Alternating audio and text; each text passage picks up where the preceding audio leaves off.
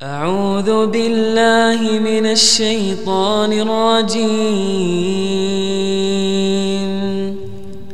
بسم الله الرحمن الرحيم. السلام عليكم ورحمة الله وبركاته. الحمد لله إن الحمد لله نحمده ونستعينه ونستغفره ونعوذ بالله من شرور أنفسنا ومن سيئات أعمالنا من يهده الله فلا مضل له ومن يضلله فلا هادي له. أشهد أن لا إله إلا الله وحده لا شريك له وأشهد أن محمدا عبده ورسوله. Alhamdulillah, segala puji marilah kita panjatkan kehadirat Allah Subhanahu wa taala yang dengan nikmatnya pada pagi hari ini kita masih diperkenankan untuk melaksanakan sholat subuh berjamaah. Salat salam kita aturkan kepada junjungan kita, suasana kita Nabi Muhammad Sallallahu Alaihi Wasallam, kepada seluruh keluarganya, para sahabatnya, para tabi'in, para tabi'ut tabi'in, dan semoga kita semua selalu menjadi bagian dari pengikut beliau sampai hari kebangkitan kelak. Jamaah rahimani wa rahimakumullah, kita melanjutkan pembahasan dari kitab Ad-Da' wa Dawa, masih di bab tentang zina dan penyakit keji yang lain. Kemarin kita sudah membahas bagaimana mengatasi orang-orang yang sudah terjangkit penyakit zina, homoseksual, lesbian, dan penyakit yang lainnya. Salah satunya ya dengan bertaubat, kemudian melakukan terapi.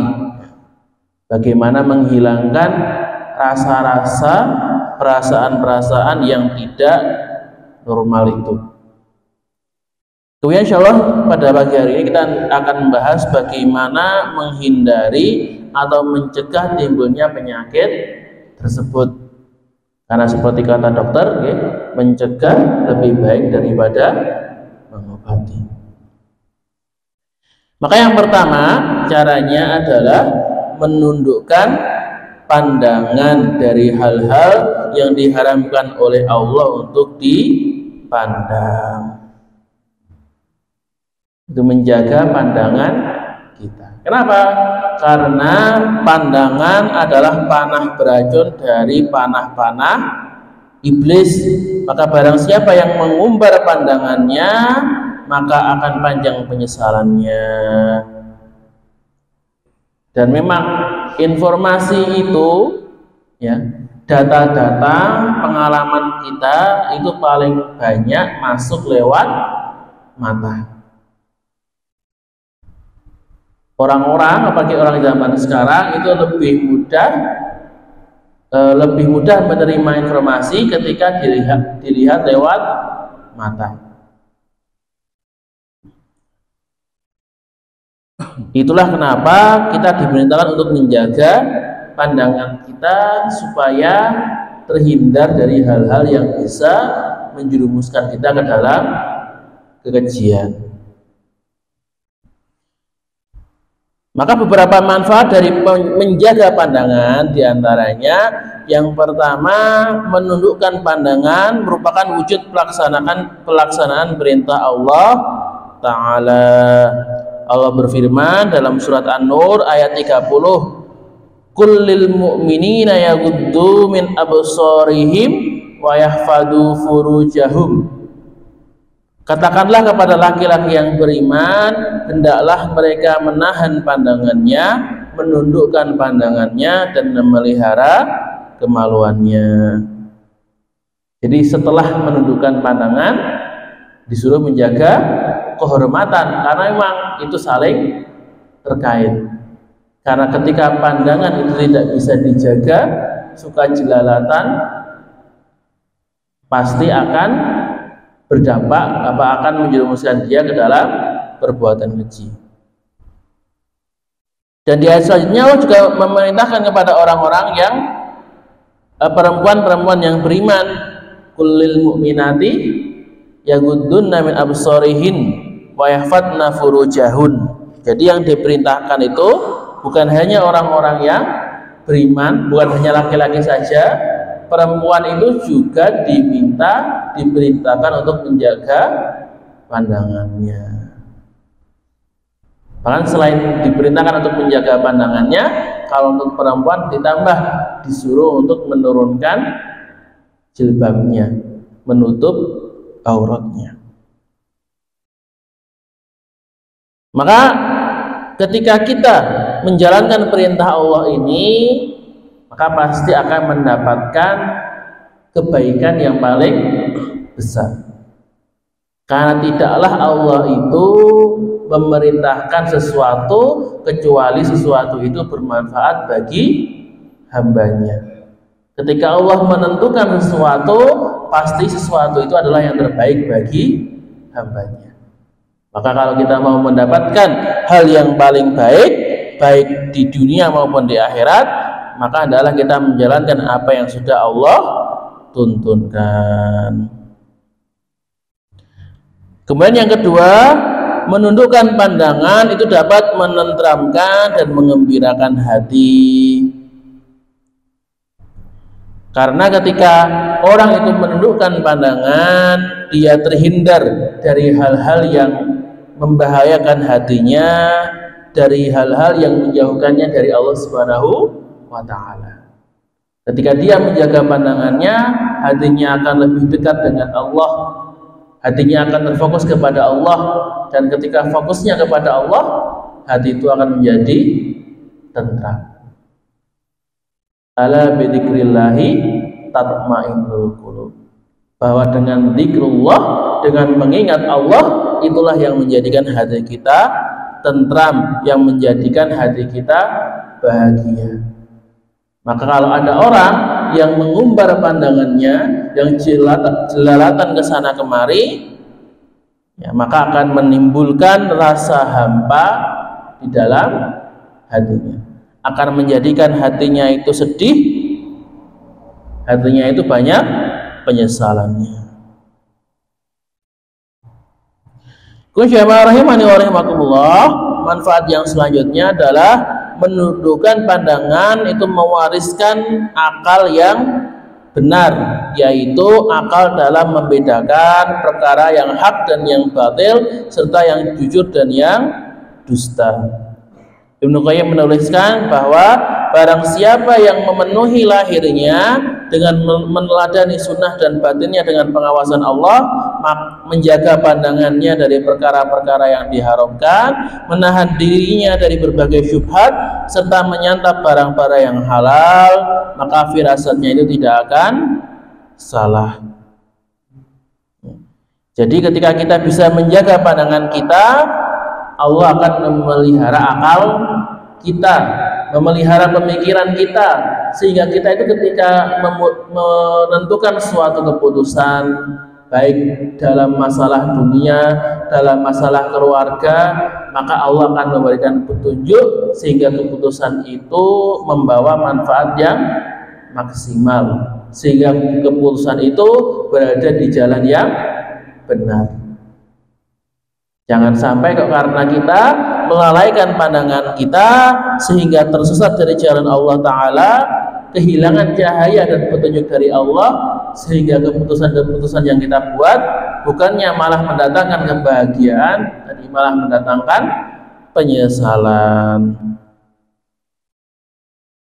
Kemudian yang selanjutnya adalah menundukkan pandangan dapat mewariskan keteguhan, kekokohan, keberanian, dan kekuatan di dalam hati. Kenapa? Karena ketika orang itu menjaga pandangannya, dia itu telah menyelisihi hawa nafsunya. Dia berani melawan apa yang diinginkan oleh syahwatnya. Dia berani melawan syaitan-syaitan yang berusaha menggodanya, sehingga syaitan itu lari dari bayangannya. Kebalikannya, ketika orang itu menuruti hawa nafsunya, menuruti bisikan syaitan, maka dia berada di kerendahan dan kehinaan jiwa. Maka Allah akan menjadikan kemuliaan, Allah akan meningkatkan derajat bagi orang-orang yang bisa menahan hawa nafsunya, tapi juga akan menghinakan orang-orang yang tersesat, orang-orang yang tidak bisa mengendalikan syahwatnya. Jamaah rahimani wa rahimakumullah, manfaat yang selanjutnya adalah menjaga pandangan itu dapat mencegah masuknya syaitan menuju hati. Karena tadi kita tahu bahwa pandangan itu adalah media yang paling cepat, media yang paling mudah untuk mendapatkan informasi. Kita itu ketika melihat sesuatu itu lebih mudah kita hafalkan dibandingkan ketika kita mendengar atau meraba. Maka itulah kenapa pandangan itu menjadi pintu utama syaitan untuk menyesatkan kita. Syaitan berusaha menimbulkan angan-angan yang salah, menimbulkan gejolak syahwat lewat hal-hal yang tidak pantas gitu ya, ditampilkan di mata kita sehingga tertanam di dalam otak kita. Sehingga dengan pandangan seperti itu dia itu terdorong terhadap perbuatan-perbuatan yang syahwat, perbuatan-perbuatan yang keji. Oleh karena itu, orang yang bisa menjaga pandangannya, yang bisa menundukkan matanya, berarti dia telah menutup pintu utama bagi syaitan. Dia telah mencegah syaitan itu mencegah syaitan dari menggoda dirinya, mencegah syaitan dari memasukkan pandangan-pandangan yang tidak pantas ke dalam otaknya. Kemudian yang terakhir, menundukkan pandangan itu dapat membuat hati itu terfokus untuk berpikir mengenai kemaslahatan dan menyibukkan diri dengannya. Ketika kita menghindari hal-hal yang buruk dengan pandangan kita, menghindari hal-hal yang menimbulkan syahwat, maka pikiran kita akan lebih terfokus kepada hal-hal yang bermanfaat untuk ibadah, untuk mengaji, ya, untuk membantu orang lain, sehingga pikiran kita terfokus terhadap hal-hal yang baik tersebut dan menyibukkan diri dengan perbuatan tersebut sehingga terhindar dari perbuatan-perbuatan yang buruk. Jadi salah satu cara untuk mencegah diri kita itu terjebak dari perbuatan zina dan semacamnya. Ketika kita menghindarkan diri kita dari hal-hal yang menyebabkan zina, hal-hal yang mengantarkan kepada zina, ya mulai dari menonton hal-hal yang tidak pantas, dari berhubungan dengan lawan jenis, ya, dari pegangan tangan, boncengan, pacaran, dan yang semacamnya. Ketika kita menghindari hal-hal tersebut dan berfokus kepada hal-hal yang bermanfaat, baik itu dari ibadah-ibadah yang wajib atau sunnah ataupun perbuatan yang mubah tapi mendatangkan manfaat, maka insya Allah kita akan terhindar dari perbuatan zina tersebut.